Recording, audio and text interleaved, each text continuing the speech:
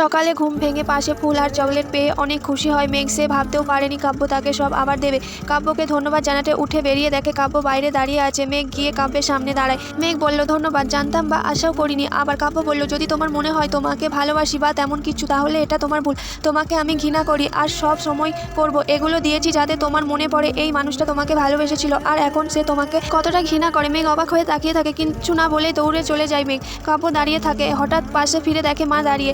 মা কাছে আসছে। মা বলল, কাব্য, যদি মেয়েটাকে তোর পছন্দ ছিল না তাহলে বিয়ে করলি কেন? আমরা চাই তুই সুখে থাক, আমরা সব সময় তোর ভালো। কাব্য বলল, কি বলেই হেসে উঠে কাব্য। কাব্য বলে, আমার ভালো?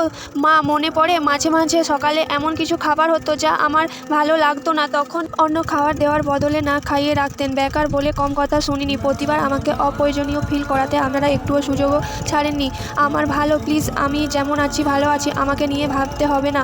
বলেই কাব্য বেরিয়ে যায়। আগের হলে হয়তো সবার অনুভূতি বুঝে কথা বলতো, কিন্তু এখন কারো অনুভূতি বুঝতে চায় না কাব্য। আর খারাপ সময় শারীরিক মানসিক দুইভাবেই কষ্ট দিয়েছে পাশের মানুষগুলো। বাইরে থেকে সবাইকে ক্ষমা করলেও মাঝে মাঝে কথাগুলো মনে পড়ে। তখনই সবাইকে কেমন একটা পর মনে হয়। রাস্তায় এসে একটা মোড়ে দাঁড়িয়ে কাব্য। কিছুই ভালো লাগছে না। এই দিকে রুমে বসে মুখ বালিশে চেপে কান্না করছে মেঘ। সত্যি সে তো কাব্যকে কষ্ট দিয়েছে, তাহলে কাব্য আবার কেন ভালোবাসতে যাবে? সে তো ক্ষমাও চায়নি। না, ক্ষমা চাইতে হবে। মেঘ উঠে দাঁড়ায়। কাব্য কোথায়? আজই সে ক্ষমা চাইবে। মেঘ উঠে ঘর থেকে বের হয়। সারা বাড়িতে কাব্য নেই। মেঘ রাস্তায় বের হয়। কাব্য ফির সময় পার্কে যায়। এখনও হয়তো সে সেখানেই গেছে। মেঘ সেই দিকে হাঁটা ধরে। এইদিকে কাব্যের পাশে বসে আছে নিশি। নিশি বলল, কিছু বলবে নাকি চুপচাপ বসেই থাকবে? কাব্য বলল, কি বলবো? নিশি বলল, কল দিয়ে বললে যে জরুরি কথা আছে। কাব্য বলল, মনে নেই। নিশি বলল, তোমার কি হয়েছে বলবে? কাব্য বলল, ভালো লাগছে না কিছুই। নিশি বলল, আচ্ছা চলো আমরা মুভি দেখতে যাই। কাব্য বলল, না। নিশি বলল, তাহলে লোকের ধারে যাই। কাব্য বলল, না। নিশি বলল, তো আমার বাসায় রান্না করব। কাব্য বলল, না, তো এখনই বসি। আচ্ছা, নিশি বলো, ধন্যবাদ খারাপ সময়গুলোতে আমার পাশে থাকার জন্য। নিশি বলল, ধুর বোকা। কাব্য বলল, সত্যি ধন্যবাদ। নিশি বলল, তোমার জন্য সব পারবো। কাব্য না বোঝার ভঙ্গিতে তাকায়। নিশি হেসে বলল, এই জানো? কাব্য বলে, কি? নিশি বলল, কিছু না। কাব্য বলল, পাগল হলে? নিশি বলল, হ্যাঁ। এই না পাগলি। কাব্য বলল, নিশি বলল, কাব্য বলল, বলো। নিশি বলল, বিরিয়ানি খাবে? কাব্য বলল, পরে।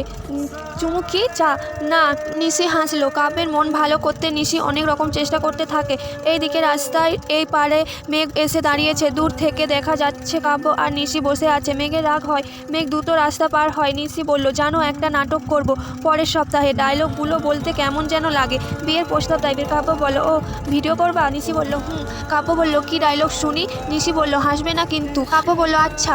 ঠিক তখনই মেঘ কাব্য আর নিশির কাছাকাছি চলে আসে। নিশি কাব্যর হাত ধরে বলল, কাব্য, তোমাকে বলবো ভেবে বলা হয়নি কতটা ভালোবাসি। যতবার তোমার কাছে আসি তোমার চোখের চাউনিতে বাঁধা পড়ি। তোমাকে এতটা কীভাবে ভালোবেসে ফেললাম জানি না নিজেও, শুধু জানি ভালোবাসি।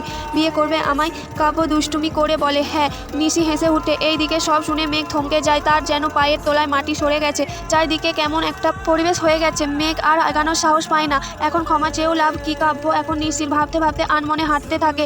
মেঘ রাস্তা পার হবার সময় তার খেয়াল নেই কিভাবে হাঁটছে। এইদিকে কাব্য আর নিশি একটা রিকশায় উঠে আর মেঘ এখন রাস্তার মাঝে। তখনই মেঘের দিকে ছুটে আসে একটা বিশাল ট্রাক। নিশিকে নিয়ে একটা রেস্টুরেন্টে বসে কাব্য। কাব্য বলে, যাই বলো, এমনভাবে বললে ছেলে রাজি না হয়ে দৌড়ে পালাবে। নিশি, হ্যাঁ, আমিও তাই ভাবছি। কাব্য বলে, তুমিও না। তখনই কল আসে। দাঁড়াও। কাব্য কল রিসিভ করে। কাব্য বলল, হ্যালো মা।